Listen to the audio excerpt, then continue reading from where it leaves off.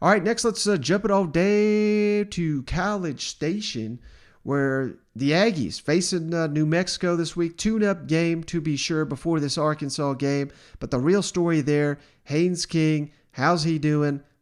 Broke his foot, unfortunately. No timeline from Jimbo for when Haynes King will be back in the lineup. So it's going to be Zach Calzada the next couple weeks. I think some SEC fans might be excited to hear that. Of course, Calzada really turned it on there the last quarter of that Colorado game. If they get more of that Zach Calzada, Texas A&M is going to be fine. If Zach Calzada from the first three quarters of the game is the one we see more and more, Texas A&M's in trouble. I mean, that's a simple fact right there. So let's kick it over to Jimbo, who talks about Haynes King, the latest on him, and Zach Calzada, his progression in this Colorado game. Now, saying that with Haynes, as you know, I guess is already out, but I wanted to wait till I got the final thing to make sure I give you all the right call. He had a crack in his lower leg that they fixed and operated on, went clean as a whistle, went really good, was as good as it could humanly be as far as the prognosis of things. Now, timeline, I'm not a doctor, and I'm not going to say when you heal, you heal. When you're healed, you're healed. We would never play him before in any way, shape, or form before that. And two, I feel like we still got a great quarterback in Zach Calzada and feel very comfortable with him doing things after especially watching him, the character he grew up with in that football game, and to come back and make the plays he had to make at the end of that game for us a chance to win it. We're very proud of him and the guys around him that played. What does backup quarterback look like now, and does Stowers move back over? Well, Stowers has always been taking reps. He always has had familiarity.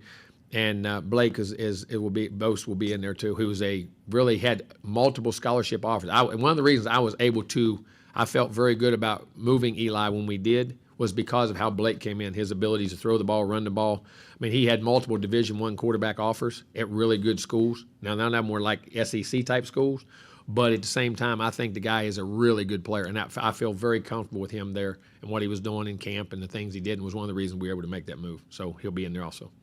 And so now, and also the importance of Zach getting those first team reps during camp, and also does the game plan change, moving forward? I mean, you'll feature things he does, but we won't change a lot. I mean, listen, Zach, as you saw, people say, well, Haynes can run and Haynes can't throw. Well, last deferred, you saw him slinging the ball down the field everywhere, and Zach can throw and he can't run. Well, he made a heck of a run to get to the 1 yard line. He made a guy miss. He made a 20-yard run. He made a scramble on a big first down. He kept plays alive. Had a 12-yard scramble for a first down in the game. So I mean, we'll still stay very similar. There may be there may be combinations of a couple things. One guy, which we always do. One guy likes this play a little better than he likes that play, but the still concept of what we do and how we do things will stay relative to exactly what we are. And then with Zach, what did you see in his demeanor and his play after that fumble moving forward to the end of the game? The confidence in his sideline was good. He could come off and tell me what was going on, and he would realize, and then he'd realize a couple throws he had, and I showed it to him. We talked about it. He said, yeah, I did. I probably did. I flashed through that look. And sometimes you go too fast because you're trying to get through progressions, and you just got to be quick but don't hurry. Just slow it down. Just slow it down. And then I think the more he played, the more it slowed down, the more he saw it, the more plays he was able to make. And then, like, for instance, the last play of the game was a third read on the play. All right, so here's a look ahead to Texas A&M's schedule the next couple of weeks and why this King injury could be just so critical to the season. Again, obviously, New Mexico this weekend. Hell, they could start me at quarterback. They're going to beat New Mexico. Week 4, Arkansas in Arlington. All of a sudden, that is one hell of a matchup. 2 top 20 teams by the time that game rolls around, I would imagine. Like I said, maybe College game day. Looks like that's going to be a Zach Calzada game. Mississippi State at home. Mississippi State's a dangerous-ass team. Next week, the big one, Alabama at home. And then finally, this is just the next couple of weeks here, at Missouri, who I know a lot of people have been high on Missouri all off season. I have not necessarily been there, but I am there now after watching them play against Kentucky. That's a hell of a team. So all of a sudden, Texas A&M schedule is looking like a little gauntlet here, and we don't know when King will be back.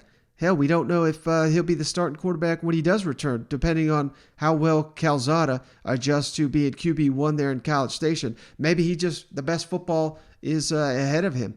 So I don't know. Either way, this is outside of New Mexico. You really got to get Calzada, get his feet under him in this New Mexico game, because they're going to need him to not be a liability for Arkansas, Mississippi State, Alabama, Missouri. Those are all potentially losable games if you don't bring your A game here in the SEC. These teams will get you. So, man, that just kind of looms really large right there.